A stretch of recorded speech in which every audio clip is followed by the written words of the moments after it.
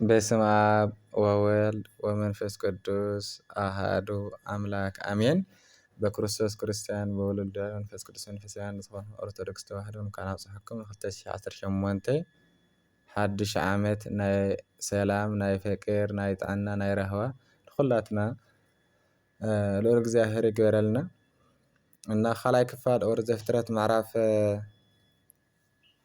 43 እስካብ 50 ማለት እዩ እና ካነበለኹም እየ ተከታተሉ ወገኖች እና ላይክ ሳብስክራይብ ሼር አይትረሱ ማለት እዩ መንፈሳዊ ዩቲዩብና እና ክትዕብና ብትሕትና ንጠይቕ ኣለና። ኦሪት ዘፍጥረት ምዕራፍ 43 ዮሴፍ ትግርኛ ገብረ ምዕራፍ 43 ኣሕዋት ዮሴፍ ንብንያም ሒዞም ከም ብሓድሽ ንግብፂ ከም ዝወረዱ ካልኣይ ክፋል ማለት እዩ እስካብ 50 ቀዳማይ ክፋል 36 ክሳብ 42 ያንብና ሕዚ ደሞ 43 እስካብ 50 ኣሕዋት ዮሴፍ ንብንያም ሒዞም ከም ብሓድሽ ንግብፂ ከም ዝወረዱ እቲ ጥሜት ካብ ኣብታ ሃገር በርትዐ ኮነ ድማ እቲ ኣብ ግብፂ ዝመጽዎ እኽሊ በልዖም ምስ ወደኡ ኣብኦም ተመልስኩም ሕዴት እኽሊ ሸሙትልና በሎም። ይሁዳ ከዓ እቲ ሰብኣይ ኣሕምሙ ሓውኩም ምስኣኻትኩም እንተዘየሎ ገፀ እንተርእየን እኹም በለና ንሓውና ምሳና ትሰዶ እንተኾንካ ወረድና እኽሊ ክንሽምተልካ ኢና ዘይተሰዶ እንተኾንካ ግና እቲ ሰብኣይ ሓውኩም ምስኣኻትኩም እንተዘየለ ገፀ ኣይትርእዩን እኹም ኢሉና እዩ እሞ ኣይንወርድን ኢና በሎ። እስራኤል ከዓ ስለምንታይ ነቲ ሰብኣይ ገና ሓደ ሓው ኣለና ኢልኩም ብምንጋርኩም ኣኽፍኦምኩምለይ በለ። ንሳቶም ድማ እቲ ሰብኣይ ብዛዕባና ብዛዕባ ወለዶን ኣብኣኹም ገና ዶ ብሂወቱ ኣሎ ካልእ ሓወካ ኣለኩም ዶ ኢሉ ኣፀቡቕ ሓቲትና። ንሕና ከዓ ከምቲ ዘረብኦ ነገርናዮ ንሓውኩም ኣውርድዎ ከምዝበለና ዶ ፈለጥና ነይርና በሉ። ይሁዳ ድማ ናብኡ እስራኤል ንሕና ንስኻን ህፃንነትናን ክንነብር እምበር ከይንመውት ተንስእና ክንኸይድሲ ነዚ መንእሰይ ምሳይ ስደዶ ኣነ ኣወሓሶ ካብ ኢደይ ደለዮ ናባኻ ኣምፅአ ኣብ ቅድማኻ ደው እንተዘበልክዎ ብኩሉ ዘበን ናኻ ሓጥኣት ከም ዝገበርኩ እኹን ክሳብ ሕጂ እንተዘይደንጉየስ ኤረ ካልኣይ እዋን እኳ ተመልስና ምሃለና ነይርና በሎ። ሽዑ ኣቦኦም እስራኤል እዚ እንተ ደኣ ኮይኑስ ከም ዝገበሮ ካብ ፍረ እዚኣ ምድሪ ፀብቑ ኣብ ዓበይትኹም ውሰዱ ነቲ ሰብኣይ ዝኸውን ገጸ በረከት ሕደትን ቀመም ሕደትን መዓር ሽቶን ከርበን ካዕካዕን ለውዝን ተማልአሉ ገንዘብ ድማ ካዕበት ገይርኩም ኣብ ኢድኩም ውሰዱ። እቲ ኣብ ኣፍ ዓባይትኹም ተመለሰ ገንዘብ ከዓ ምናልባሽ ናይ ጌጋ ክኸውን ብኢድኩም ምለስዎ ንሓውኩም እውን ውሰድዎ ተንስኩም ከዓ ናብቲ ሰብኣይ ተመለሱ። ነቲ ሓደ ሓውኩም ንብንያምን ምስኣኻትኹም ምእንቲ ስእኸዶም እቲ ኩሉ ዝኽእል ኣምላኽ ኣብ ቅድሚ እቲ ሰብኣይ ምሕረት ይሃበኩም ኣነ ውላድ እንተሳኣንኩ ውላድ እስእን በሎም። እቶም ሰብ ድማ ነዚ ገጸ በረከት እዚ ወሰዱ። ሕፅፊ ገንዘብ ከዓ ኣብ ኢዶም ንብንያም ሒዞም ተንስኡ ናብ ግብፂ ወርዶም ድማ ኣብ ቅድሚ ዮሴፍ ደው በሉ። ዮሴፍ ከዓ ንብንያም ሰባታቶም ምስ ረአዮ ንኣዛዝ ቤቱ እዞም ሰባት እዚኣቶም ቀትሪ ምሳይ ክመስሑ እዮም እሞ ነዞም ሰባት ናብ ቤተይ ኣእትዎም ሓረድኩም እውን ኣዳሉ በሎ። እቲ ሰብኣይ ድማ ከምቲ ዮሴፍ ዝበሎ ገበረ። እቲ ሰብኣይ ከዓ ነቶም ሰባት ናብ ቤት ዮሴፍ ኣእተዎም እቶም ሰባት ድማ ናብ ቤት ዮሴፍ ስለዝኣተዎም ፈርሑ። ብዛዕባ እቲ ቦታ ቀዳመይቲ ግዜ ኣብ ዓበይትና የተመለሰ ገንዘብ እዩ ንኣና ናብዚ ዘእተወና ጉጉይ ሓደጋ ክወድቐና እሞ ባሮት ክንከውን ንዕና ናድጉናን ክወስድ እዩ ከዓ በሉ። ነቲ ሰብኣይ ኣዛዚ ቤትን ዮሴፍ ቀረቦም ድማ ኣብ ደገ ቤት ምስኡ ተዛረቡ። በል ጎይታይ ብቀዳማይ እኽሊ ክንሽምት ወረድና ነበርናና ኮነ ከዓ ኣብ መሕደሪ ምስ በጻሕና ኣባይትና ኸፈትና እንሆ ከዓ ገንዘብ ነፍሲ ወከፍን ከም ሚዛኑ ኣብ ኣፍ ዓበይቱ ነበረ ኣብ ኢድና ከዓ መለስናዮ ኣለና። እቲ ገንዘብ ድማ ናብ ዓበይትና መን ከም ዘእተዉ ኣይንፈልጥን። ካልእ ገንዘብ እውን መሸመቲ እኽሊ ዝኸውን ኣብ ኢድና ኣምፂእና ኣለና በሉ። ንሱ ድማ ኣጆኹም ኣይትፍርሑ፣ ኣብ ዓበይትኹም መዝገብ ዝሃብኩም ኣምላኽኩም ኣምላኽ ኣቦኹም እዩ፣ ገንዘብኩምሲ ኣትዩኒ እዩ በለስ። ንስምዖን ከዓ ናባታቶም ኣምጽኦ። እቲ ሰብኣይ ነቶም ሰባት ናብ ቤት ዮሴፍን ኣእትዩ ኣእጋሮም ኣሕጽቡ ማይ ሃቦም፣ ንኣድጎም ድማ ደርቆ ሃበን። ኣብኡ ከም ዝመሰሑ ሰምዖም ነበሩ እሞ ዮሴፍ ቀትሪ ክሳዕ ዝመጽእ ነቲ ገጸ በረከት ኣዳልውዎ። ዮሴፍ ናብ ቤት ምስ መጸ እቲ ኣብ ኢዶም ዘሎ ገጸ በረከት ናብ ቤት ኣምጽኡሉ፣ ኣብ ምድሪ ተደፊኦም ከዓ ሰገዱሉ። ንሱ ድማ ብዛዕባ ጥዕናኦም ሓተቶም። እቲ ብዛዕባኡ እተዛረብኩምኒ ኣረጊትን ኣቦኹም ከ ደሓን ዶ ኣሎ? ገና ዶ ብሂወት ኣሎ? ከዓ በሎም። ንሳቶም ድማ ኣቦና ገለያኻ ደሓን እዩ ብሂወት ኣሎ በሉ። ድኒን ኢሎም ድማ ሰገዱሉ። ዓይኑ ቃሕ ኣበሉ። ንብንያም ሓዉ ወዲ ኣድኡ ርእዩ ድማ እዙይስ እቲ ብዛዕባኡ ተዛረብኩምኒ ንእሽተይ ሓውኩም ድዩ በለ። ወደይ እግዚኣብሔር ሞገስ ይሃበካ ከዓ በሎ። ዮሴፍ ድማ ብዛዕባ ሓዉ ኣዕምቱ ትኽስክስ ኢልዎ ተሃወኸ። ዝበኸየሉ ስፍራ ደልዩ ናብ ሕልፍኝኡ ኣተወ። ኣብኡ ከዓ በኸየ። እቲ ገጹ ተሓጽቡ ወፀ። ንልቡ ቀጥ ኣቢሉ ከዓ እንገራ ኣቕርቡ በለ። ሽዑ ንኡ ንበይኑ ንኣታቶም ድማ ንበይኖም ነቶም ምስኡ ዝበልዑ ግብፃውያን ከዓ ንበይኖም ኣቕረበሎም። ንግብፃውያን ምስ ዕብራውያን እንገራ ምብላዕ ነውሪ እዩ እሞ ስለዚ ግብፃውያን ምስኦም ክበልዑ ኣይከኣሉን እዮም። እቲ በኹሪ ከም በኹርናኡ እቲ ንእሽተይ ከዓ ከም ምንኣሱ ናብ ቅድሚ ተቐመጠ። እቶም ሰባት ድማ ንሕድሕዶም ተደነቑ። ካብቲ ኣብ ቅድሚ ዝነበረ መብልዕ ከዓ ግደኦም ኣቕረበሎም። ንብንያም ድማ ሓለፋ ግደ ኩሎም 5 ኢድ ኣቕረበሎ። ሰትዮም ድማ ተሓጐሱ። ምዕራፍ 44 ጽዋ ዮሴፍ ኣብ ዓበይትን ብንያምን ከም ዝተረኸበት።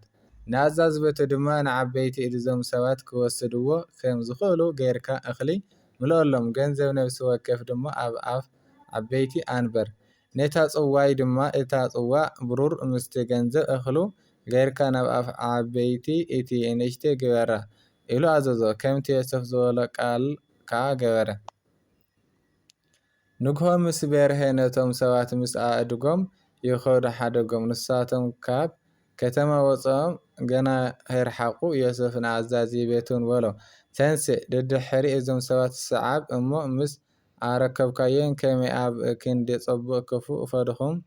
እቲ ጐይታ ዘስተየላን ብኣ ድማ ምስጢር ዝፈለጠላን ጽዋ እዚኣ ዶ ኣይኮነትን? እዚኣ ምግባርኩም ክፉእ ገይርኩም በሎም። ንሱ ከዓ ኣርከቦም። እዚ ነገር እዚ ድማ ተዛረበው። ንሳቶም ከዓ ጐይታይ ስለምንታይ ከምዚ ኢልካ ትዛረብ? ከምዚ ዝበለ ነገር ምግባርሰ ካብ ገላኻ እውን የርሕቆ። እቲ ኣብ ኣፍ ቤታ ዝረኸብናዮ ገንዘብካ እንሆ ካብ ምድሪ ከነዓን መልስናልካ። ኣብ ቤት ጐይታኻ ግዳ ከመይ ገይርና ብሩር ኮነ ወይ ወርቂ ክንሰርቅ? ካብ ገላኻ እቲ ዝተረኸበቶን ይሙት፣ ንሕና ከዓ ባሮት ጐይታይ ንኹን በልዎ። ንሱ ከዓ ሕጂ ከም ዝበልኩም ይኹን፣ እቲ ዝተረኸበቶ ንሱ ባርያ ይኹን፣ ንስኻትኩም ግን ንጹሓት ኢኹም በለ። ቀልጥፎም ከዓ ነፍሲ ወከፍን ዓበይቶም ናብ ምድሪ ኣወረዱ። ነፍሲ ወከፍን ድማ ዓበይቲ ኸፈቱ። ንሱ ከዓ ቤተ ዓበይቲ ጀምሩ ቤት ንእሽተይ ክሳብ ዝውድእ ጎርጎሮም። እታ ጽዋ ድማ ኣብ ዓበይትን ብንያም ተረኸበት። ሽዑ ክዳውንቶም ቀደዱ። ነፍሲ ወከፍን ኣድጉ ጽዕኑ ድማ ናብ ከተማ ተመለሱ። ይሁዳ ኣሕዋትን ከዓ ናብ ቤት ዮሴፍ ኣተዉ። ንሱ ገና ኣብኣ ነበረ እሞ ኣብ ቅድሚኡ ድማ ናብ ምድሪ ተደፈኡ። ዮሴፍ ከዓ እዚ ዝገበርኩሞ እንታይ ገብሩ እዩ? ከማይ ዝበለ ሰብ ፈሊጠ ከም ዝኾነስ ኣይትፈልጥን ዶ በሎም።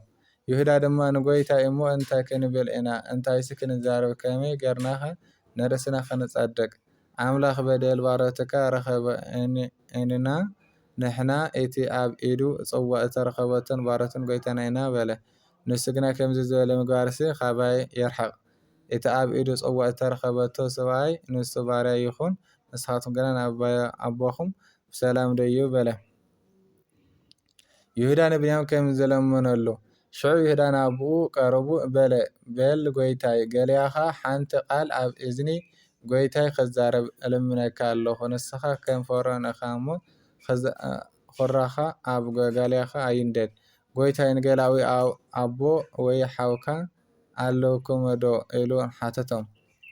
ንሕና ከዓ ንጎይታይ ኣረጊትን ኣቦ ኣለና። ኣብ እርግናኡ ዝወለዶ ንእሽተይ ቆልዓ ድማ ሓው ከዓ ሞይቱ፣ እዚ ድማ ካብ ደቂ ኣዶኡ በይኑ ተረፈ። ኣቦኡ ከዓ ይፈትዎ እዩ በልናካ። ሽዑ ንስኻ ንገላውን ዓይኒ ክርእዮ ናበይ ኣውርድዎ በልካና። ንሕና ድማ ንጎይታይ እቲ ወዲ ኣቦ ከድሕን ኣይከኣለን። ኣቦኡ እንተ ሓደጎስ ኣቦኡ ክመውት እዩ በልናዮ። ንገላኻ እውን ድማ እቲ ንእሽተይን ሓውከውን ምሳኻትኩም እንተ ዘይወረደ ደግም ገጸይ ኣይትርእይን ኢኹም በልናካ። ኮነ ከዓ ንሕና ናብ ገሊኣኻ ኣቦይ ምስ ደየብና ዘረባ ጎይታይ ነገርናዮ። ኣቦና ድማ ተመለስኩም ሕድት እኽሊ ኣሸሙትና በለ። ንሕና ከዓ ክንወርድ ኣይንኽእልን። እዚ ንእሽተይ ሓውና ምሳና እንተ ዘየለ ገጸ እቲ ሰብኣይ እቲ ክንርኢ ኣይንኽእልን ኢና እሞ እዚ ንእሽተይ ሓውና ምሳና እንተሎ ግና ንወርድ በልና። ኣቦይ ገሊኣኻ ድማ ሰበይተይ ክልተ ወዲ ከም ዝወለደት ለይ ንስኻትኩም ትፈልጡኹም። እቲ ሓደ ካባይ ወፀ፣ ኣነ ከዓ ብሓቂ ተበልዑ እዩ በልኩ። ክሳዕ ሕጂ ድማ ኣይረአኽዎን። ነዚ ከዓ ኣብ ቀዳመይ እንተ ወሰድኩሞ እሞ ድንገት እንተረኸቦ ንእሽተይ ብጓሂ ናብ ሸኦል ከተወርድዎ ኢኹም በለና። ሕጂ ከዓ ኣነ ናብ ኣቦይ ገሊኣኻ እንተመጻእኩ እሞ እዚ ወዲ ምሳና እንተዘየሎ ነፍሱ ምስ ነፍሲ ወዱ ስለ እተጠበቐት ክኸውን ድማ እዩ። እዚ ወዲ ከምዘየሎ እንተረአየ ክመውት እዩ። ገላኻ ከዓ ንሸበት ኣቦና ገሊኣኻ ብጓሂ ናብ ሲኦል ይወርዱ። ገሊኣኻ ነዚ ወዲ ኣብ ቅድሚ ኣቦይ ናባኻ እንተ ዘየምጸእክዎ ብኹሉ ዘበን ናቦይ ሓጢኣትን ከም ዝገበርኩን እኸውን ኢሉ ተሓወስዎ እዩ። ሕጂ ድማ ገሊኣኻ ኣብ ክንዲ እዚ ወዲ ንጎይታይ ባርያ ክኾይን ክቕመጥ እልምነካ ኣለኹ። እዚ ወዲ ከዓ ምስ ኣሕዋቱ ይደይብ። እዚ ወዲ ምሳይ ከብዘይሃሉስ ከመይ ኢሉ ደኣ ናብ ኣቦይ ክድይብ እየ። እቲ ናቦይ ዝረኸቦ ፈውሲ ኣይርአየኒ። ምዕራፍ 45 ዮሴፍ መን ምዃኑ ንኣሕዋቱ ገለጸሎም። ሽዑ ዮሴፍ ኣብ ቅድሚ እቶም ምስኡ ደው ኢሎም ዝነበሩ ኩሎም ልቢ ክህድእ ኣይከኣለን እሞ ዓው ኢሉ ኩሎም ሰብ ካብ ቅድሚ ኣውፅእለይ በለ። እቲ ኣሕዋቱ ኩሎም ከሎ ምስ ዮሴፍ ገለ ሰብ እኳ ኣይነበረን። ቃሉ ዓው ኣቢሉ ድማ በኸየ። ግብፃውያን ከዓ ሰምዑ፣ ቤት ፈርዖን ሰምዐ። ዮሴፍ ድማ ንኣሕዋቱ ኣነ ዮሴፍ እየ፣ ኣቦይ ክሳዕ ሕጂ ዶ ብሂወት ኣሎ በሎም። ኣሕዋቱ ድማ ኣብ ቅድሚኡ ሰንብዶ እሞ ክምልሱሉ ኣይከኣሉን። ዮሴፍ ከዓ ኣሕዋቱ በጃኹም ናባይ ቁረቡ በሎም። ቀረቡ ድማ በለ ከዓ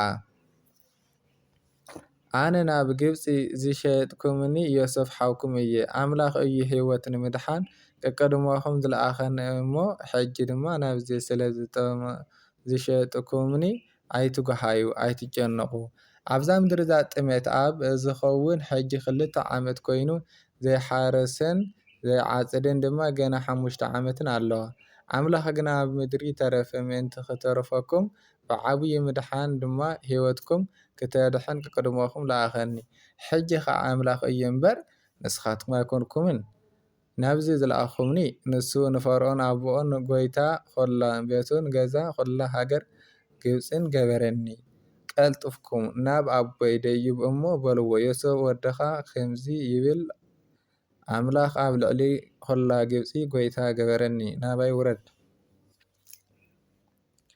ኣይትደንጉይ።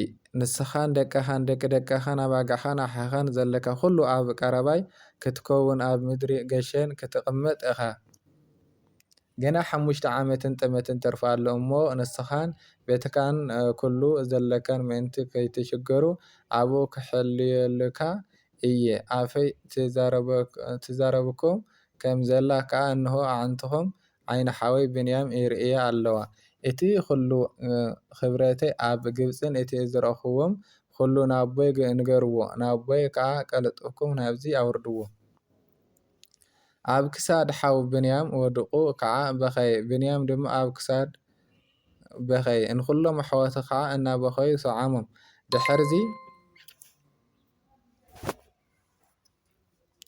ድሕርዚ ድማ ኣሕዋቱ ምስኡ ተዛረቡ። ኣብ ቤት ፈርዖን ከዓ ኣሕዋቱ ዮሴፍ መፀውን ዝብል ወረ ተሰምዐ።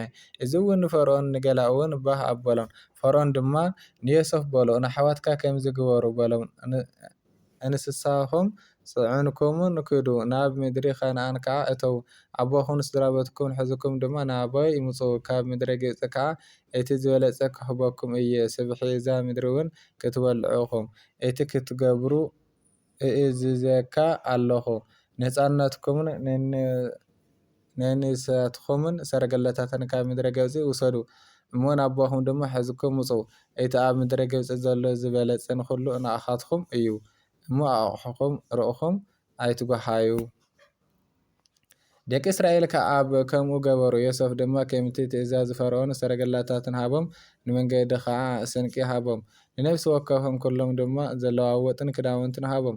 ንብንያም ግና 300 ሸቀል ብሩርን 5 ዘለዋወጥ ክዳውንቲ ሃቦ። ናቦኡ ድማ ካብ ናይ ዘፀበቕ ነገር ግብፂ ፅዕነትን 10 ኣእዱግን ናብኡን መንገዲ ዝኾኑ ከዓ እኽልን እንጀራን ካልእ ብልዕን ፅዕነትን 10 ኣንስትን ኣድግን ከምዚ ገይሩ ሰደደሉ። ንኣሕዋቱ ድማ ኣብ መንገዲ ኣይትበኣሱ ኢሉ ሰደዶም። ክዱ ከዓ ካብ ግብፂ ደይቦም ከዓ ናብ ኣቦኦም ያዕቆብ ናብ ምድሪ ከነኣን መፁ።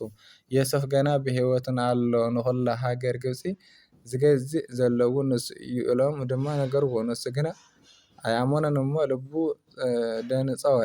እቲ ዮሴፍ ዝበሎም ኩሉ ዘረባ ድማ ነገርዎ። እቲ ክመፀሉን ኢሉ ዮሴፍ ንዝሰደዶን ሰረገላታት ምስ ረአየ ከዓ መንፈስ ኣቦኦም ያዕቆብ ተሃደሰ።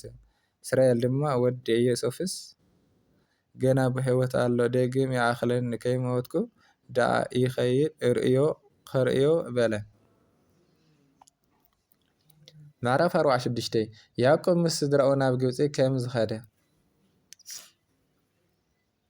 እስራኤል ድማ ምስ ኩሉ ዘለዎ ነቐለ ናብ ብኤር ሸባዕ ምስ በፅሐ ኣቦኡ ንኣምላኽ ኣቦኡ ይስሐቅ መስዋእትን ሕሩድን ሰውየ።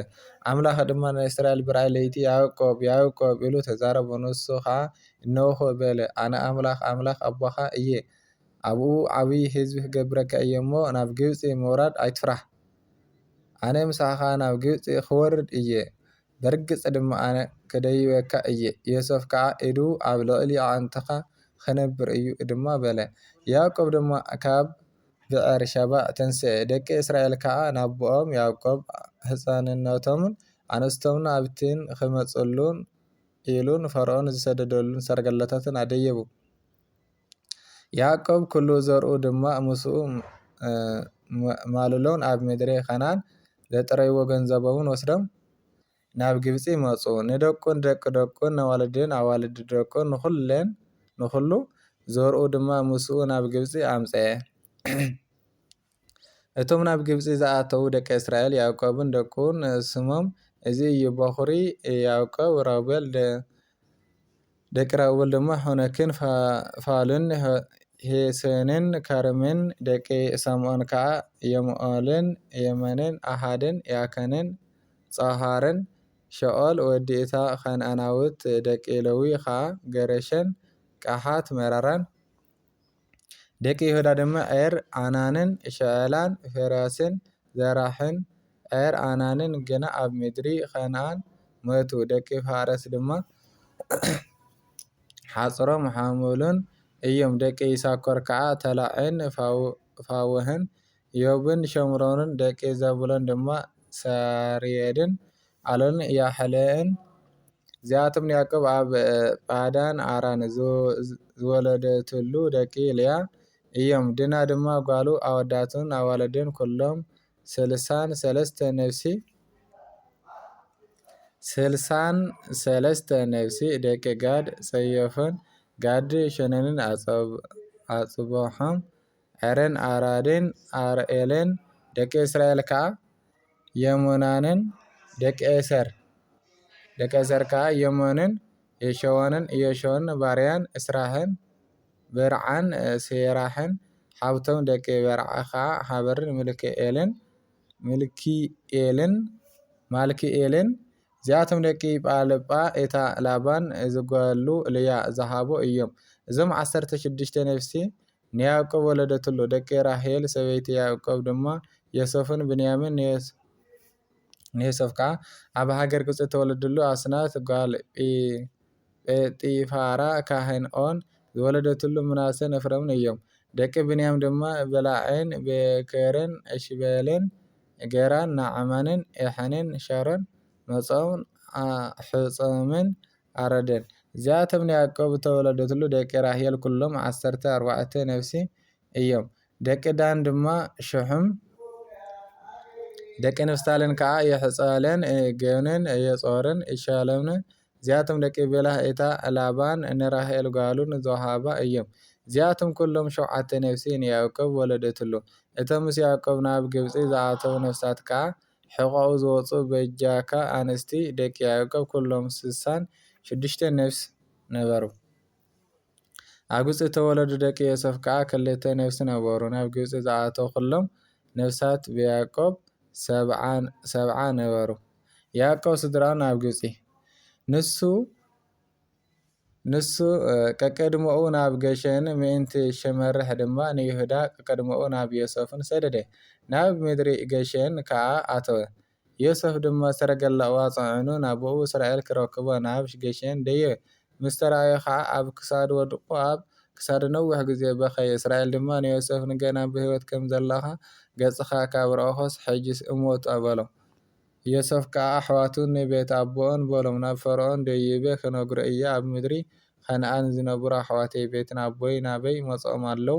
እዞም ሰባት እዚኣቶም ሰብ ማል እዮም እሞ ጓሶት ኣባጊዕ እዮም። ኣባግዖምን ኣሕዮምን ኩሉ ዘለዎም ድማ ኣምጽኦም ኣለዎ ክኸውን ድማ እዩ። ፈርዖን ጸውዑ ተግባርኩም እንታይ እዩ ምስ ዝበለኩም ጓሳ ዘበለ ንግብፃውያን ጽዩፍ እዩ እሞ ኣብ ምድሪ ገሸን ምእንቲ ክትቕመጡስ ገላኻ ንሕና ኣቦታትካን ድማ ኣብ ንእስነትና ክሳብ ሕጂ ባልማል ኢና በሉ። ምዕራፍ 47 ዘፍጥረት። ዮሴፍ ድማ ኣትዩ ንፈርዖን ኣቦይ ኣሕዋትን ምስ ኣባግዑን ኣሕዮምን ኩሉ ዘለውን ኣብ ምድሪ ከነዓን መጾም እንሆ ድማ ኣብ ምድሪ ገሸን ኣለዉ ኢሉ ነገሮም። ካብቶም ኣሕዋቱ ድማ 5 ሰብኣይ ወስዱ ኣብ ቅድሚ ፈርዖን ኣብጽሖም። ፈርዖን ከዓ ኣሕዋቱ ተግባሮም እንታይ እዩ በሎም። ንፈርዖን ድማ ገላኸውን ንሕናን ኣቦታትካን ጓሶት ኣባጊዕ ኢና በልዎ። ንፈርዖን ከዓ ኣብ ምድሪ ከነዓን ጥሜት ኣዝዩ ብርቱዕ እዩ እሞ ኣባጊዕ ገላኸውን ዝጓስይሉ ድማ የልቦን እሞ ኣብዛ ምድሪ እዚኣ በስደት መጺእና ኣለና። ሕጂ ከዓ ገላኻ ኣብ ምድሪ ገሸን ከቕመጡ ንልምነካ ኣለና በልዎ። ፈርዖን ድማ ንዮሴፍ ኣቦኻን ኣሕዋትካን መጺኦምኻ ምድሪ ግብፂ ኣብ ቅድማኻ እያ። ኣቦኻን ኣሕዋትካን ከዓ ኣብዚ ምድሪ ኣብ ዝበለጸ ኣቕምጦም ኣብ ምድሪ ገሸን ይቀመጡ። ካባታቶም ካልእቲ ሰባት እትፈልጦም እትልካ ኣብ ማላይ ዋናታትካ ግበሮም ኢሉ ተዛረቦ። ዮሴፍ ከዓ ናቦኡ ያዕቆብ ኣምፁ ኣብ ቅድሚ ፈርዖን ዶ ኣበሉን። ያዕቆብ ድማ ንፈርዖን መረቖ። ፈርዖን ከዓ ንያዕቆብ ዘበን ህይወትካ ክንደይ ዓመት እዩ በሎ። ያዕቆብ ድማ ንፈርዖን ዓመታት ዘበን ስደተይ 130 ዓመት እየን። ዓመታት ዘበን ህይወተይ ሕዴትን ክፋትን እየን። ክንዲ እቲ ዓመታት ዘበን ህይወት ኣቦታተይ ብዘመን ስደቶም ኣይከኣኸለን በሎ። ያዕቆብ ድማ ንፈርዖን መረቑ ካብ ቅድሚ ፈርዖን ወፀ። ዮሴፍ ከዓ ናቦኡን ኣሕዋቱን ኣሳፊሮም ከምቲ ፈርዖን ዝኣዘዞ ኣብ ሃገር ግብፂ ኣብታ ዝበለጸት ምድሪ ኣብ ምድሪ ረዕሜሴስ ርስቲ ሃቦም። ዮሴፍ ድማ ናቦኡን ኣሕዋቱን ኩሉ ቤትን ኣቦኦም ሓለየ ከም በዝሕን ቆልዖም እናገበረ ይመግቦም ነበረ። ዮሴፍ ጥሜትን እቲ ጥሜት ኣዝዩ ስለ ዝበርትዐ ድማ ኣብ ኩላ ምድሪ እንጀራ ኣይነበረና። ምድሪ ግብፅን ምድሪ ከነዓንን ኣብ ብምኽንያት ጥሜትን ቀህመማ።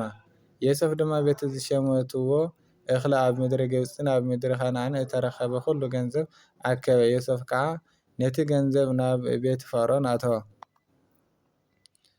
ኣብ ምድሪ ግብፅን ኣብ ምድሪ ከነዓንን ገንዘብ ምስ ተወድአ ድማ ኩሎም ግብፃውያን ናብ ዮሴፍ መፅኦም ስለምንታይ ኣብ ቅድመኻ እንመውት ገንዘብ ተወድኡ እዩ እሞ እንገር ሃበና በልዎ። ዮሴፍ ከዓ ገንዘብ እንተተወዱስ ማለኩም ኣምፁ ኣብ ክንዲ ማለኩም ሃበኩም በለ። ማእሎምኑ ከዓ ናብ ዮሴፍን ኣምፅኡ። ዮሴፍ ድማ ኣብ ክንዲ ኣፍራስን ኣብ ክንዲ መጎስን ኣባግዕን ኣብ ክንዲ ማጋሬ ኣሓን ኣብ ክንዲ ኣእዱግን እንገራ ሃቦም። በቲ ዓመት እታ ኣብ ክንዲ ኩለን ማሎምን እንገራ መገቦም። እታ ዓመት እቲኣ ምስ መልአት ከዓ እታ ካልአይቲ ዓመት ናቡ መፅኦም ገንዘብ ከም ተወደየ ንጎይታ ኣይነሓብኦሉን። እታ መጓሰተት ማል ድማ ምስ ጎይታ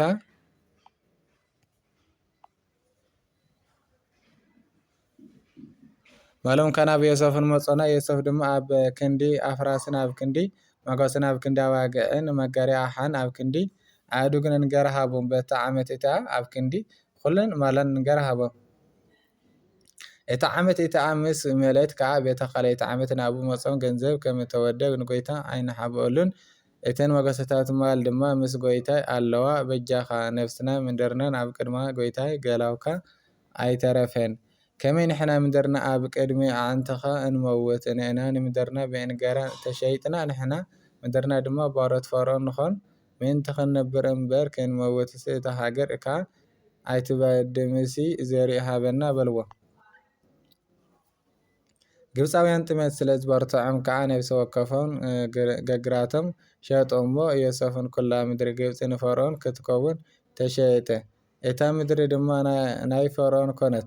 ነቲ ህዝቢ ከዓ ካብታ ሓንቲ ወሰን ደብ ግብፂ ክሳብ እታ ካልአይቲ ወሰን ናብ ከተማታት ኣጉዕዞ።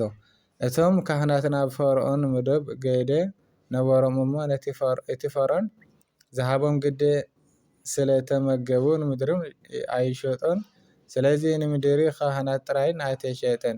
ዮሴፍ ከዓ ንህዝቢ እንሆ ሎሚ ንኣኻትኩም ንምድርኩም ንፈርዖን ተሸይጥኩም እየ እንሆልኩም ከዓ ዘርኢ ነታ ምድር ዝርዋ ክኸውን ድማ እዩ። ብግዜ እቶም ሕሙሽ ንፈርዖን ክትህቡ ኢኹም። 4 ኣፍ ከዓ ንኣኻትኩም ንሱ ንዘርኢ ግራትኩም ንቀለብኩም ኣብ ቤትኩም ንዘለውን ቀለብን ቆልዑኩምን ክኸውን እዩ በሎም። ንሳቶም ድማ ንስኻ ኣድሕንካና ኣብ ቅድመኻ ጎይታይ ዳ ሞገስ ንረከብ እምበር ባሮት ፈርዖን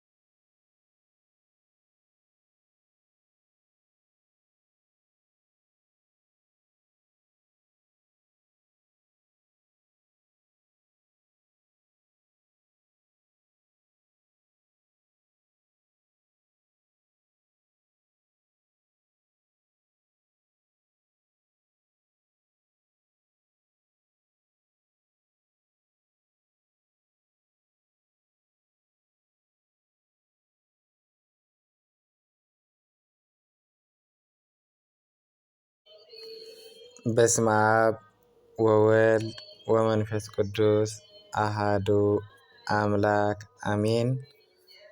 ዝኸበርኩም ደቂ ኦርቶዶክስ ተዋህዶ እንኳን አብፅሐኩም ል2018 ዓመተ ምህረት ናይ ጥዕና ናይ ደስታ ካብ ሓዘን ወደ ደስታ ናይ ሓጎስ ናይ ፍስሓ ናይ ሰላም ናይ ራህዋ ኣይገበረና ልኡል እግዚኣብሔር። ብስደት ዘለው ደሞ ልኡል እግዚኣብሔር ብሰላም ንዓዳቶም ይመልሰልና። ዓዳቶም እንድንህቡ ደሞ ልኡል እግዚኣብሔር ብዓዳቶም የጽንዐና። በንስሐ ቅዱስ ሥጋ ክወዶሙ የወሰዱ እንደ መልካም ስራሕ እንዳሰርሑ ማለት እዩ። እና ኦሪት ዘፍጥረት ምዕራፍ 36 ክሳብ 50 ዘሎ ሕዚ ግን እስካብ 43 ከንብበ ኣለኹም እየ። ኦሪት ዘፍጥረት ምዕራፍ 36 ላይክ እና ሰብስክራይብ ሼር ላይ ትረሱ ኩራት ኣሕዋትና። ምዕራፍ 36 ደቂ ኤሳው ወለደ ኤሳው ንሱ ድማ ኤዶም እዚ እዩ። ኤሳው እተን ኣንስቱ ካብ ኣዋልድ ከነዓን ዓዳ ጓል ኢለን ሓተውን ኦሆሊባማ ጓል ዓና ጓል ጸቢኦን ሓዋዊን በስማት ጓል እስማኤል ሓቢቲ ነቢያትን ወሰደ። ዓዲ ድማ ንዔሳው ኣልፋዝ ወለደትሉ በስማት ከዓ ነራጉኤል ወለደት። ኦሊባማዋን የኦስን የዕሉምን ቆራሕን ወለደት። እዚኣቶም ኣብ ምድሪ ከነዓን እተወለዱሉ ደቂ ኤሳው እዮም። ኤሳው ኣንስቱን ኣወዳቱን ኣዋልዱን ኩሉ ስድራ ቤቱን ማሉን ኩሉ እንስሳኡን ኣብ ምድሪ ከነዓን ዘጥረዮ ኩሉ ገንዘቡ ወሰደ። ካብ ቅድሚ ያዕቆብ ሓዊ ከዓ ናብ ካልእ ምድሪ ኸደ። ብሓደ ከይቕመጡ እቲ ጥረቶም በዚሑ ነበረ እሞ ብምኽንያት ማሎም ድማ እታ ምድሪ ስደቶም ክትጾሮም ኣይከኣለትን። ኤሳው ካብ ኣብ ከረን ሰዒር ተቐመጠ። ኤሳው ኤዶም እዩ። ወለደ ኤሳው ኣቦ ኤዶማውያን ኣብ ከረን ሰዓር እዚ እዩ። ስማት ደቂ ኤሳው እዚ እዩ። ኤልፋዝ ወዲ ዓዳ ሰበይቲ ኤሳው ራጉኤል ወዲ ባስማት ሰበይቲ ኤሳው ደቂ ኤልፋዝ ከዓ ተማን ኣሞር ጼፎ ጋዔታም ቀናዝ ነበሩ። ተማናዕ ድማ ሰበይቲ ወሰኑ ንኤልፋዝ ወዲ ኤሳው ነበረት እሞ ንኤልፋዝ ኣመለቅ ወለደትሉ። እዚኣቶም ደቂ ዓዳ ሰበይቲ ኤሳው እዮም። ደቂ ራጉኤል ድማ እዚኣቶም እዮም። ናሓትን ዘራሕን ሸማን ሚዜን እዚኣቶም ደቂ በስማት ሰበይቲ ኤሳው ነበሩ። ደቂ ኦሆሎባማ ሰበይቲ ኤሳው ጓል ዓና ጓል ጸብን ድማ እዚኣቶም እዮም። ንሳ ንዔሳው ሽዑን የዕላምን ቆራሕን ወለደትሉ። ሽማሙቲ ደቂ ኤሳው ደቂ ኤልፋዝ በኹሪ ኤሳው እዚኣቶም እዮም። ሹም ተማን ሹም ዓማር ሹም ጼፎ ሹም ቀናዝ ሹም ቆራሕ ሹም ጋዕታም ሹም ኣማሌቅ እዚኣቶም ሽማሙቲ ኤልፋዝ ኣብ ምድሪ ኤዶም እዮም። እዚኣቶም ደቂ ዓዳ እዮም። ደቂ ራጉኤል ወዲ ኤሳው ድማ እዚኣቶም እዮም። ሹም ናሓት ሹም ዘራሕ ሹም ሸማ ሹም ሜዛ እዚኣቶም ሽማሙቲ ራጉኤል ኣብ ምድሪ ኤዶም እዮም። ንሳቶም ደቂ ባስማት ሰበይቲ ኤሳው እዮም። ደቂ ኦሆሎባማ ሰበይቲ ኤሳው ድማ እዚኣቶም እዮም። ሹም ያዑስ ሹም ያዕላም ሹም ቆራሕ እዚኣቶም ሽማሙቲ ኦሎባማ ጓል ዓና ሰበይቲ ኤሳው እዮም። እዚኣቶም ደቂ ኤሳው ንሱ ኤዶም ሽማሙቶም ድማ እዚኣቶም እዮም። ደቂ ሰዒር ሓራዊ ኣብታ ሃገር ዝነበሩ እዚኣቶም እዮም። ሎጣንን ሾባልን ጽብዖንን ዓናንን ሸዖንን ኤጾርን ዲሻንን እዚኣቶም ሽማሙቲ ሓራውያን ደቂ ሰዒር ኣብ ምድሪ ኤዶም እዮም። ደቂ ሎጣን ከዓ ሖራን ሃማምን ነበሩ። ሓብቲ ሎጣን ድማ ተመናዕ ደቂ ሾባል ከዓ እዚኣቶም እዮም። ዓላውን መናሕትን ኣባልን ሾፋንን ኣናምን ደቂ ጸብዓን ድማ እዚኣቶም እዮም። ኣያን ዓናን እዚ ዓና እዚ ኣእዱግ ኣቦኡ ጸብዖን ኣብ በረኻ ክጓሲ ከሎ ኣዒንቱ ማይ ውዑይ ዝረኸበ እዩ። ደቂ ዓና ከዓ እዚኣቶም እዮም። ዲሾንን ኦሆሎብማ ጓል ዓናን ደቂ ዲሻንን ከዓ እዚኣቶም እዮም። ሔሞዳንን ኤሸባንን ይትራንን ካራን ደቂ ኤጸር እዚኣቶም እዮም። ብልሃንን ዛዓንን ዓቃንን ደቂ ዲሻንን እዚኣቶም እዮም።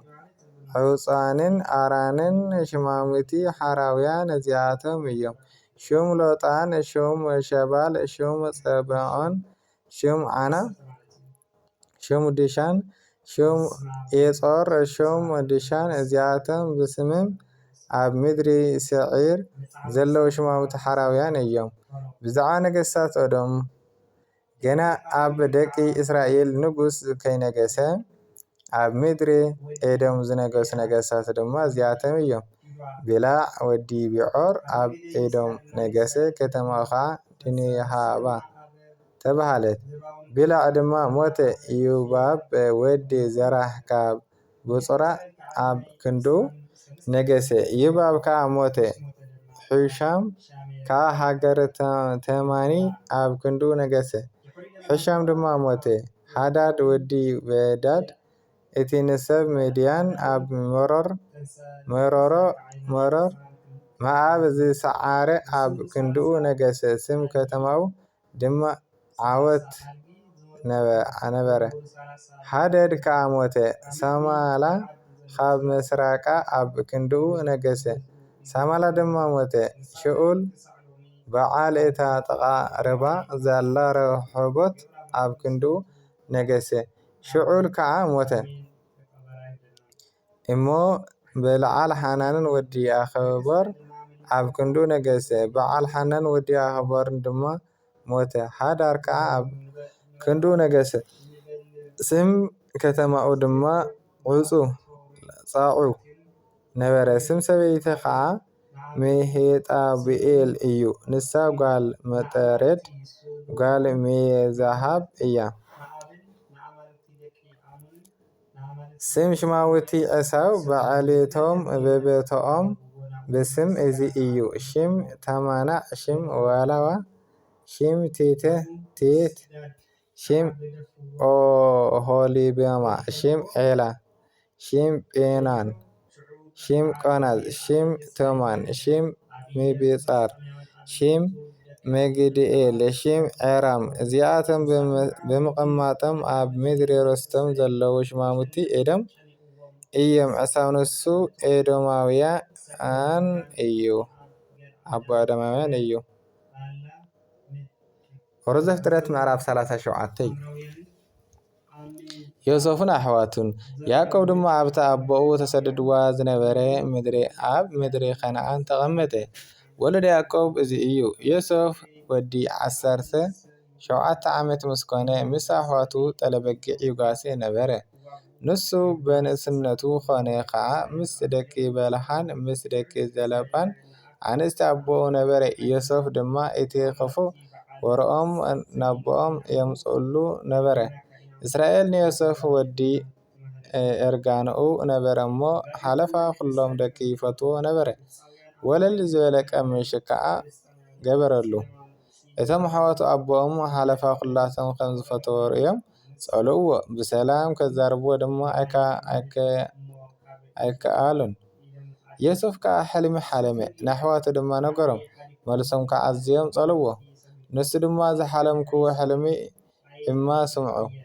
እንሆ ንሕና ኣብ ማእከል ግራትን እንዳይቲ ንኣስር ነበርና። እንሆ ከዓ እንዳይተይ ተንሳ ትኽ በለት። እንሆ ድማ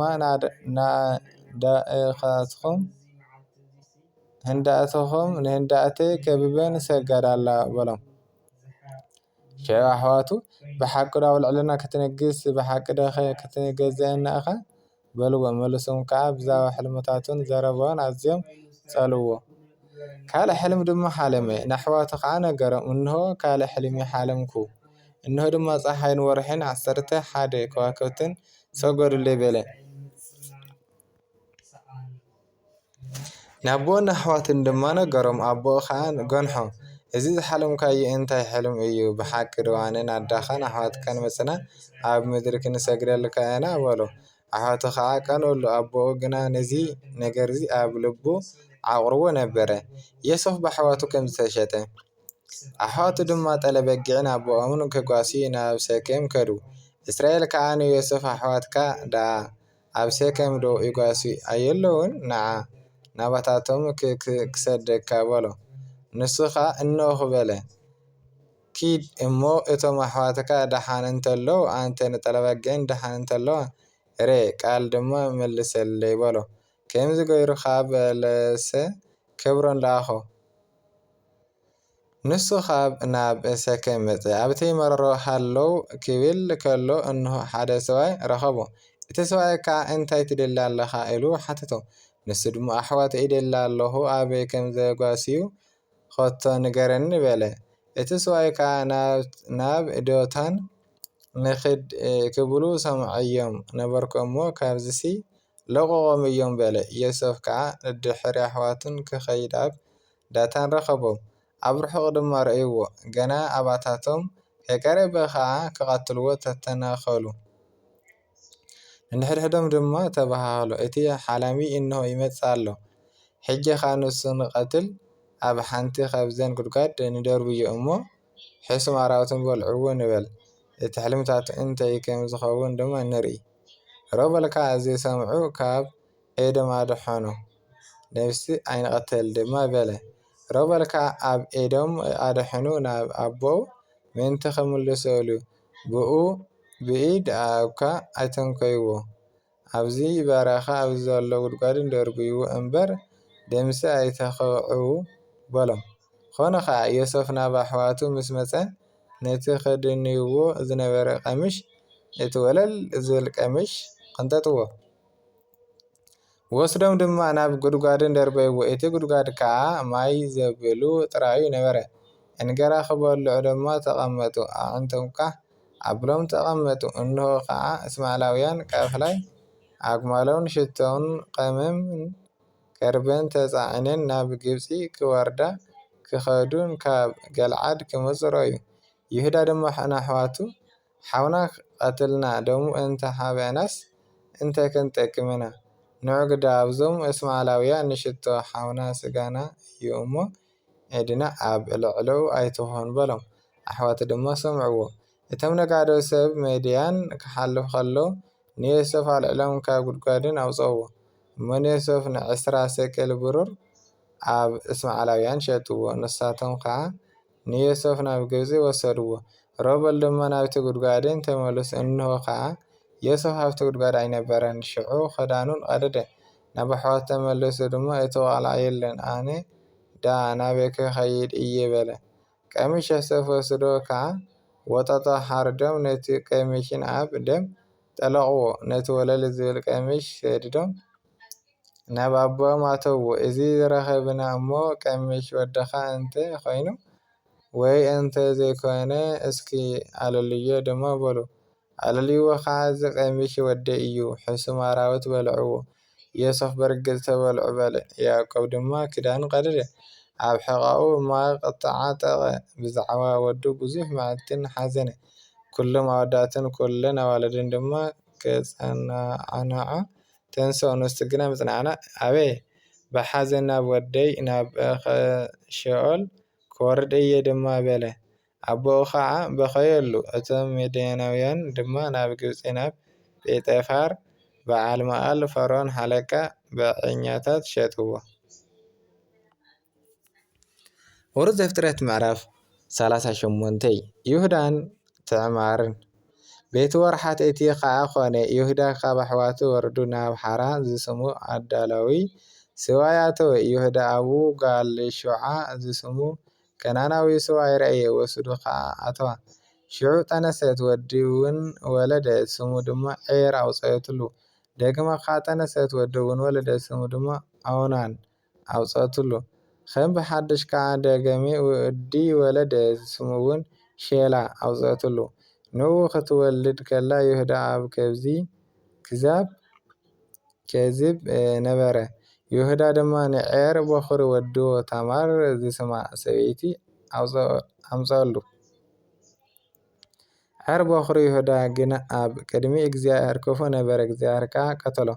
ሽዑ ይሁዳ ንኦናን ናብ ሰበይቲ ሓውካ እተው እሞ ውረሳ ንሓውካ ድማ ዘርኢ ኣቁመሉ በሎ። አናን ግና እቲ ዘርኢ ንዑ ከምዘይከውን ፈለጠ። ኮነ ከዓ ናብ ሰበይቲ ሓው ምስ ዝኣቱ ንሓው ዘርኢ ምእንቲ ከይህብ ኢሉ ናብ ምድሪ ከዓቦ።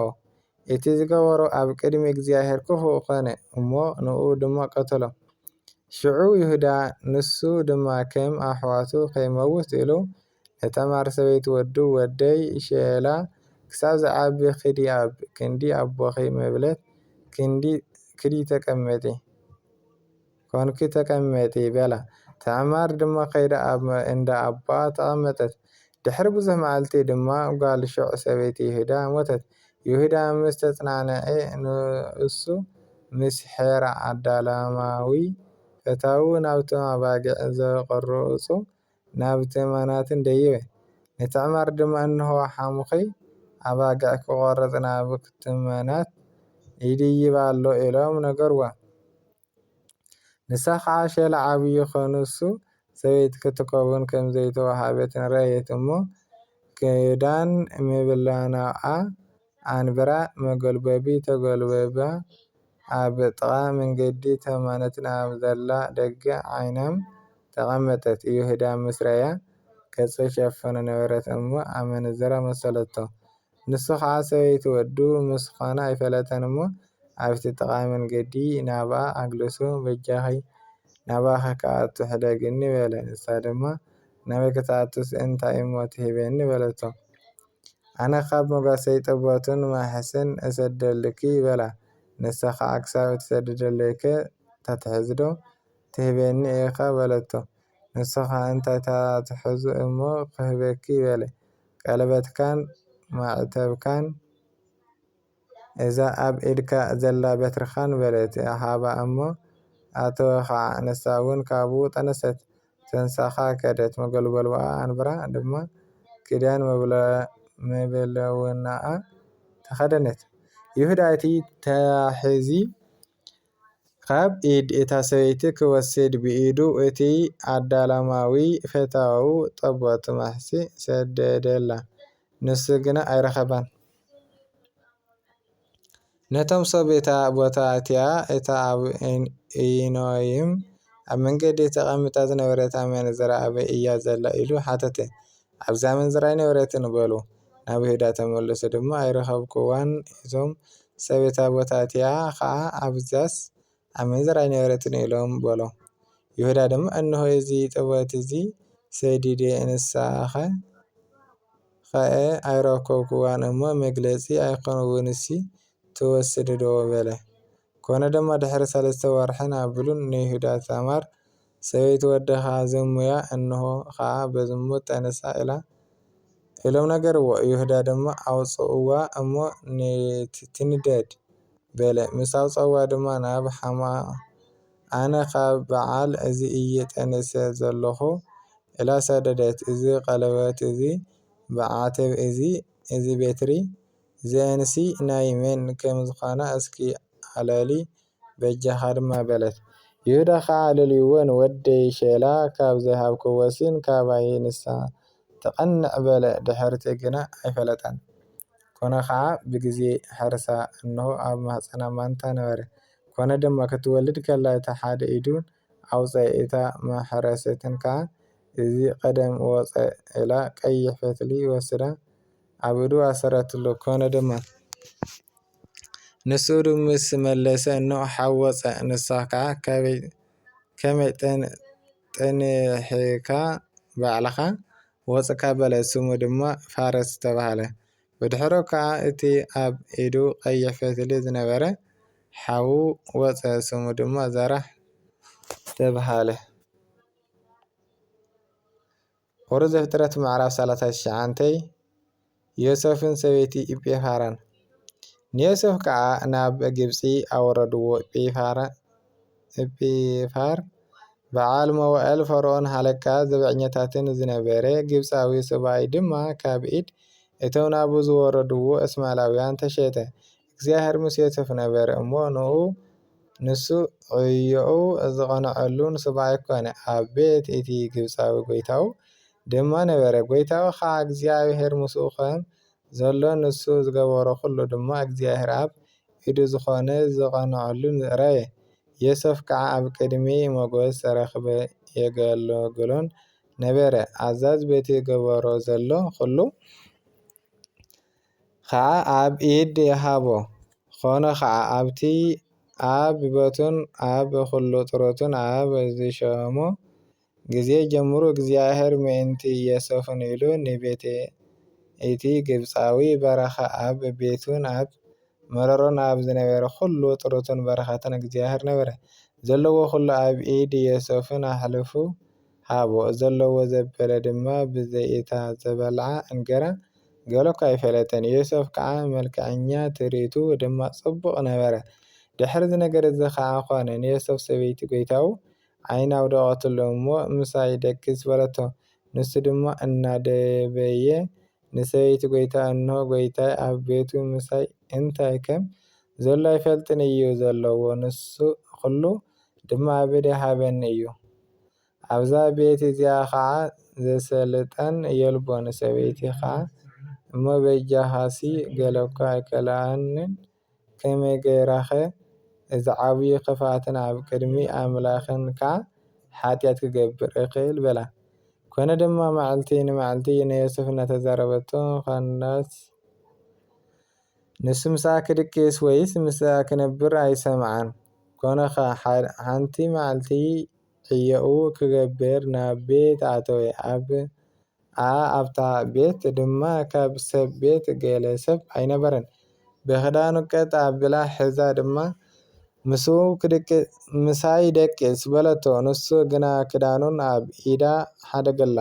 ሓድሙ ከዓ ንገዳም ወፀ። ንሳ ድማ ክዳኑ ኣብ ኢዳ ከም ዝሓደገን ንገዳም ከዓ ከም ዝሃደመን ምስ ረአየት ንስድራ ቤት ፀውዓ ረአዩ። ክስሓቀላንስ ዕብራዊ ሰብኣይ ኣእትይሉና ንሱ ምሳይ ክድቅስ ናበይ ኣተወ። ኣነ ከዓ ዓው ኢለ ኣእወኹ። ኮነ ድማ ቃለይ ዓው ኣቢለ ከም ዝኣወኹ ምስ ሰምዐ ክዳኑ ሓድጉለይ ሓድሙ ንገዳም ወፀ ኢላ ተዛረበቶም። ነቲ ክዳኑ ድማ ጎይታኡ ናብ ቤቱ ክሳዕ ዝመፅእ ምሳኣ ኣንበረቶ። ከምዚ ኢላ ከዓ እዚ ነገር እዚ ነገረቶ። እዚ ዘምፀአልካና ዕብራዊ ባርያ ክስሓቀለይ ናበይ ኣተወ። ኮነ ድማ ቃለይ ዓው ኣቢለ ምስ ኣወኹ ክዳን ሓድጉለይ ንገዳም ሃደመ። ኮነ ከዓ ጎይታኡ እታ ሰበይቲ ባርያኻ ከምዚ ነገር እዚ ገበረኒ ኢላ ንዝነገረቶ ዘረባ ሰምዐ። ኩርራኡ ነደደ።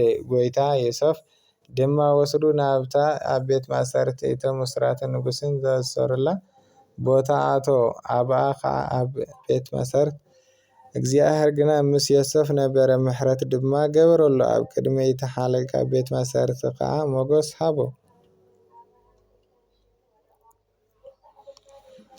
እቲ ሓለቃ ቤት ማእሰርቲ ድማ ኣብ ቤት ማእሰርቲ ንዝነበሩ ንኩሎም እስራትን ኣብ ኢድ ዮሴፍን ኣሕሊፉ ሃቦ።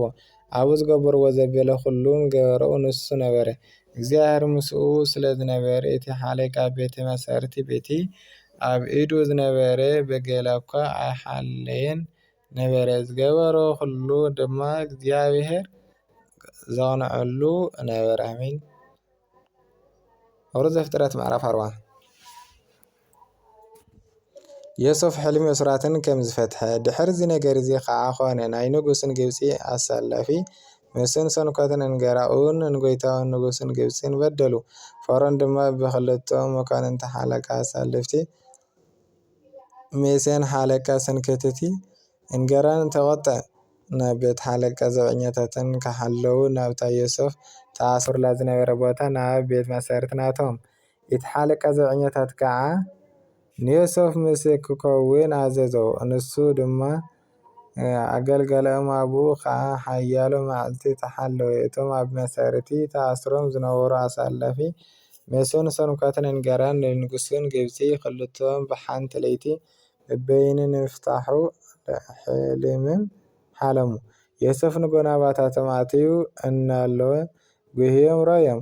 ሽዑ ነቶም ኣብ ቤተ ጎይታኡ ምስኡ ዘሕልዉ ዝነበሩ መኳንንቲ ፈርዖን እንታይ ኮንኩም ኢኹም ሎሚ ገጽኩም ጸሊምኩም ዘለኹም ኢሉ ሓተቶም።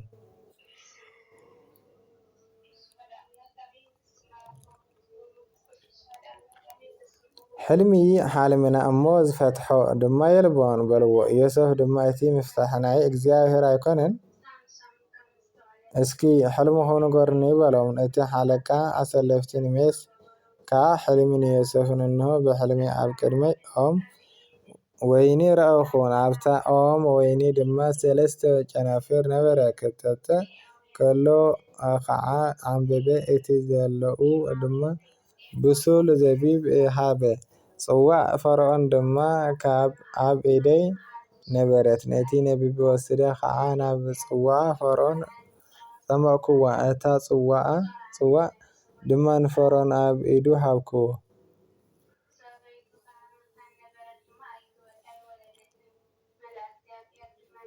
ዮሴፍ ከዓ በሎም ምፍታሑ እዚ እዩ። እቲ 3 ጨንፈርን 3 መዓልቲ እዩ። ድሕሪ 3 መዓልቲ ፈርዖን ርእስኻ ካብ ክብል ናብ ሽሞትን ቀደምካ እውን ክምልሰካ እዩ። ከምቲ ናይ ቀደም ኣሳላፊ ከለኻ ዝነበረ ስርዓት ከዓ ምጽዋዕ ፈርዖን ኣብ ኢዱ ክትህቦ ኢኻ። ምስ ዘቐንዐልካ ድማ ዘክረኒ በጃኻ ምሕረት ግበረለይ። ንፈርዖን ከዓ ንገረለይ እሞ ካብዛ ቤት እዚኣ ኣውፅአኒ። ኣነ ካብ ምድሪ ዕብራዊ ብሰርቄ እንተጨወኹ እየ እሞ ኣብዚ ቤት ማእሰርቲ ዝኣቱ ድማ ገለብካ ገበርኩን። እቲ ሓለቃ ሰንከታቲ እንገራ ከዓ ጽቡቕ ከም ዝፈትሐ ምስ ረአየ ንዮሴፍን ኣነ ድማ ብሕልሚ እንሆ 3 መሶብ ጻዕዳ እንገራ ኣብ ርእሰይ ነበረ። ኣብቲ ላዕሊ መሶብ ከዓ ካብ ኩሉ ዓይነት ብልዒ ፈርዖን ግብሪ እንገራ ነበረ። ካብቲ ኣብ ርእሰይ ዘሎ መሶብ ድማ ኣዕዋፈን ካብኡ ይበልዓ ነበራ በሎ። ዮሴፍ ከዓ ምፍታሑ እዚ እዩ። እቲ 3 መሶብ 3 መዓልቲ እዩ። ድሕሪ 3 መዓልቲ ፈርዖን ርእስኻ ካባኻ ክወስድ ኣብ ዕንጨይቲ ድማ ክሰቅለካ እዩ። ስጋኻ ከዓ ካባኻ ኣዕዋፍ ክበልዖ እየን ኢሉ መለሰ። ኮነ ድማ ኣብ 3 መዓልቲ ንፈርዖን መዓልቲ ልደቱ ነበረ እሞ ንኩሎም ገላውን ምሳሕ ገበረሎም። ሽዑ ንርእሲ ሓለቃ ኣሰለፍቲ ሜሶን ርእሲ ሓለቃ ሰንከተቲ እንገርን ኣብ ማእከል ገላውን ክቢ ኣበለ። እቲ ሓለቃ ኣሰለፍቲ ሜስን ናብ ኣሰለፍቲ መለሰ። ንሱ ድማ እቲ ጽዋዕ ኣብ ኢድ ፈርዖን ሃበ። ነቲ ሓለቃ ሰንከታይ እንገራ ግና ከምቲ ዮሴፍ ዝፈትሐሎም ሰቐለ። እቲ ሓለቃ ኣሰለፍቲ ሜስን ግና ንዮሴፍ ረስዖ እምበር ኣይዘከሮን። ምዕራፍ 41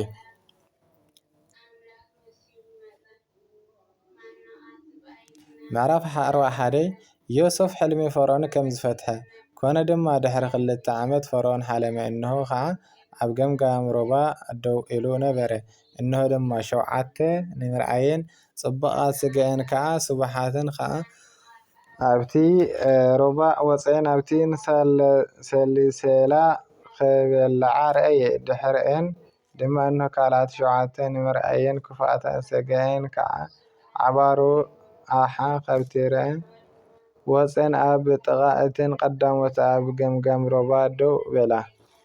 እተን ንምርኣየን ክፉኣትን ስጋአን ከዓ ዓባሩ ኣሓ ነተን 7 ንምርኣየን ጽቡቓን ስቡሓትን ከዓ ወሓጠን።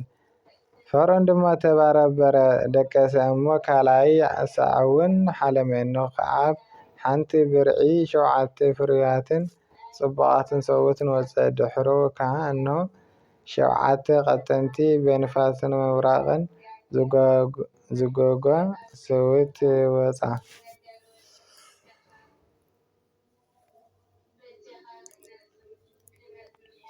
እቲ ቀጠንቲ ሰውትን ድማ ነተን 7 ፍርያትን ምልኣትን ሰውትን ወሓጠን። ፈርዖን ከዓ ተበራበረ፣ እንሆ ድማ ሕልም ነበረ። ኮነ ድማ ምስ ወግሐ መንፈሱ ኣዕለበተ። ሽዑ ልኡኹ ንኩሎም ጠቢባን ግብፃውያን ንኩሎም ፈላጣትን ፀውዖም። ፈርዖን ከዓ ሕልሙ ነገሮም። ንፈርዖን ዝፈትሐሉ ግና ኣይነበረን። ሽዑ እቲ ሃለቃ ኣሰለፍቲ ሜስ ንፈርዖን ከምዚ ኢሉ ተዛረቦ፣ ኣነ ሎሚ ሓጢአተይ ዘከርኩን። ፈርዖን ብገላው ተቆጥዐ፣ ንዓይ ንሓለቃ ስንከቲ እንገራ ከዓ ናብ ቤት ሃለቃ ዘበኛታትን ኣተወና። ኣነ ንኡስን ብሓንቲ ለይትን ሕልሚ ሓለምና፣ በበይኑ ብምፍታሕ ሕልሚ ሓለምና። ኣብኡ ድማ ዕብራዊ ጎበዝ ባርያ ሓለቃ ዘብዐኛታትን ምሳና ነበረ፣ ንዑ ነገርናዮ። ንሱ ከዓ ሕልምታትናና ፈትሐልና፣ ንነፍሲ ወከፍ ከከም ሕልሙ ፈትሖ። ኮነ ድማ ከምቲ ዝፈትሐልና ከምኡ ኾነ። ንዓይ ናብ ኣሰለፍተይ መለሰሊ፣ ነቲ ከዓ ሰቐሎ። ሽዑ ፈርዖን ልኡኹ ንዮሴፍን ፀዊዑ ቀልጢፎም ድማ ካብ ቤት መስረቲ ኣውፅእዎ። ንሱ ከዓ ተለፅዩ ኸደኑ ለውጡ ኣብ ፈርዖን ኣተወ። ፈርዖን ድማ ንዮሴፍ ሕልሚ ሓሊመ ዝፈትሖ ድማ የልቦን፣ ኣነ ሕልሚ ምስ ሰማዕካ ከም እትፈትሖ ብዛዕባ ክዛረበካ ሰሚዐ በሎ። ዮሴፍ ድማ ንፈርዖን እዚ ኣባይ ኣይኮነን፣ ኣምላኽ ደኣ ንፈርዖን ነገር ሰላም ክመልሰሉ እዩ ኢሉ መለሰ። ፈርዖን ድማ ንዮሴፍ ተዛረቦ፣ እንሆ ኣነ ብሕልሚ ኣብ ገምገም ሩባ ደው ኢለ ነበርኩ። እንሆ ከዓ 7 ስብሓትን መልክዐን ከዓ ጽቡቓን ኣሓ ካብቲ ሩባ ደይበን ኣብ ሰልሰላ ይበልዓ ነበራ። እንሆ ድማ ድድሕረን ካልኦትን 7 ከተማታትን ዝመኸፈአን ኣብ ከላ ሃገር ግብፂ ከዓ ዘይረኣኹ ዝመስናን ተረትን ኣዝየን ክፉኣትን ግብሩን ኣሓ ወፃ። እተን ኣባዕር ክፉኣትን ኣሓ ድማ ነቲ 7 ቀዳሞት ስቡሓትን ኣሓ ወሓጠን፣ ኣብ ክንዲአን ድማ ኣተዋ። ኣብ ክንዲ ከም ዝኣተዋ ከዓ ኣይተፈለጠን። ትርኢትን ከም ቀደምን